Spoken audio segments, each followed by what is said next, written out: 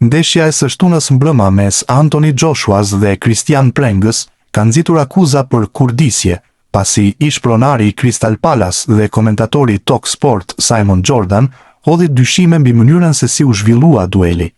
Përballja në peshat e rënda konsiderohej nga shumë kush si një test i lehtë për Joshuan përpara duelit të planifikuar me rivalin e tij të kahershëm, Tyson Fury, më vonë gjatë këtij viti. Megjithatë, vetëm pak sekonda pas fillimit të ndeshjes, Joshua u gjend në vështirësi të mëdha, pasi u rrëzua në tapet nga një goditje e djathtë i Prengës. Britaniku u ngrit në këmbë, por duke qartë se ishte pranë një humbjeje që mund t'i jepte fund karrierës së tij në ring. Megjithatë, ajo që ndodhi në raundin e dytë ngriti shumë pikpyetje. Prenga nuk vazhdoi me të njëjtin ritëm agresiv dhe i dha mundësi Joshuas të rikuperohej. Pak çaste më vonë, ish kampioni i botës goditi me një të djathtë të fuqishme, duke e nokautuar shqiptarin dhe duke siguruar fitoren. Pas ndeshjes, Simon Jordan publikoi një reagim në rrjetet sociale ku ngriti dyshime për zhvillimin e duelit. Nuk e besoi atë ndeshje të Anthony Joshuas, u rrëzua 2 herë dhe më pas papritur mori kontrollin e ritmit në raundin e dytë. Si është e mundur? Prenga ishte krejtësisht ndryshe në raundin e dytë. Diçka nuk duket në rregull. Gjithçka ishte projektuar për të gjeneruar sa më shumë para, shkroi Jordan. Sipas statistikave zyrtare të CompuBox, Prenga hodhi vetëm 17 goditje në raundin e dytë, duke realizuar vetëm 3 prej tyre. Në raundin e parë ai kishte tentuar 46 goditje dhe kishte goditur në objektiv 13 herë. Megjithatë, pavarësisht të rënies së dukshme të ritmit të Prengës, nuk ka asnjë provë që mbështet pretendimet se ndeshja ishte e kurdisur. Edhe në rrjetet sociale pati reagime të shumta nga tifozët, disa prej të cilëve u pajtuan me teorinë e Jordanit. Duhet të jetë ndeshja më e dukshme e kurdisur ndonjëherë. Prenga e rrëzon Joshuan 2 herë në raundin e parë, pastaj del në të dytin dhe pothuajse nuk godet fare, e kurdisur. Një tjetër komentoi: "Ai tha dikush Prengës pas raundit të parë të humbiste ndeshjen, në raundin e dytë nuk goditi pothuajse asnjë goditje, e kurdisur." Një tifoz tjetër shtoi: "Ka diçka shumë të dyshimt këtu, po e dominonte Joshuan, pastaj në raundin e dytë dukej sikur nuk donte më të luftonte, shumë e dyshimt." Deri tani, as Anthony Joshua, as Christian Prenga dhe as organizatorët e duelit nuk kanë reaguar ndaj këtyre pretendimeve.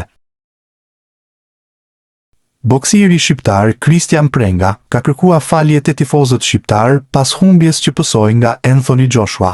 Britaniku e nokautua shqiptarin në raundin e dytë, pavarësisht që ky i fundit e nisi për mrekulli, duke e rrëzuar 2 herë në raundin e parë. Prenga ka reaguar për herë të parë duke thënë se ishte plani i Zotit që fitoi Joshua dhe njëkohësisht shfrytëzoi rastin për të kërkuar falje tek shqiptarët.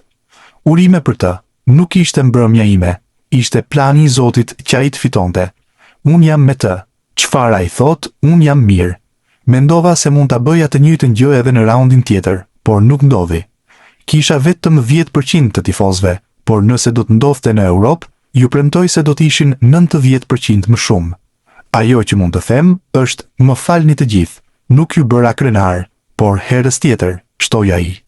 Ndërkohë, Joshua së shpejti do të përballet me Tyson Furyn. Boksieri Anthony Joshua ka treguar klasë të madh duke mbajtur flamurin shqiptar pas triumfit ndaj Christian Prengës. Britaniku e nokautoi shqiptarin në raundin e dytë, pavarësisht se boksieri jon e nisi për mrekulli për ta rrëzuar pas vetëm 30 sekondave në raundin e parë. Megjithatë, me disa goditje të forta në raundin e dytë, Joshua si dha asnjë shans Prengës për të ngritur dhe vazhduar luftën. Sidoqoftë, menjëherë pas triumfit, Joshua kërkoi që ta festonte me flamurin shqiptar para tifozëve të tij. Ndërkohë, ai edhe përgëzoi Prengën për luftën e mirë, duke shtuar se do të ketë një të ardhme të mirë. E falenderoi Prengën për luftën e mirë. Do të thot shumë për Prengën dhe kampin e tij, do të thot shumë për mua. Prenga është djalë i fortë, ka një të ardhme të ndritur, është i fortë dhe më ka dhënë një test të mirë, por këtë që bëra unë e bëjnë kampionët, u shpreh ai pas meçit. Joshua gjithashtu konfirmoi se meçi i radhës do të jetë i shumë pritur ndaj ish kampionit të botës së peshave të rënda, Tyson Fury. Anthony Joshua realizoi një rikthim dramatik dhe spektakolar në ring, duke mposhtur me knockout në raundin e dytë Christian Prengën në duelin kryesor të mbrëmjes në Jeddah të Arabisë Saudite. Ndeshja nisi në mënyrën më të papritur të mundshme. Vetëm pak sekonda pas gongut hapës, Prenga goditi Joshuan me një uppercut të fuqishëm, duke e rrëzuar britanikun në dysheme. Joshua u ngrit, por gjatë pjesës së mbetur të raundit, duke i paqëndrueshëm, madje u lëkund edhe në fund të raundit, duke krijuar përshtypjen se boksieri shqiptar kishte kontrollin e plotë të meçit. Ishte një nga fillimet më të vështira në karrierën e Joshuas dhe një moment që habiti publiku në arenë dhe komentatorët britanik. Megjithatë, në raundin e dytë, Joshua ndryshoi tërësisht ritmin e përballjes. Ai filloi të përdorte më mirë grushtin për të fituar distancën, ndërsa kombinimet me të djaftën filluan të gjenin objektivin. Ndërsa Prenga u tërhoq dhe humbi iniciativën që kishte ndërtuar në raundin e parë, Joshua fitoi besim me çdo goditje të pastër. Me rreth 40 sekonda të mbetura në raundin e dytë, Joshua shpërtheu me një seri goditjesh të fuqishme që e dërguan Prengën në tapet. Boksieri nga Mirdita nuk arriti të ngrihet brenda numërimit të gjyqtarit dhe ndeshja u ndërpre me fitore me knockout teknik për Anthony Joshua.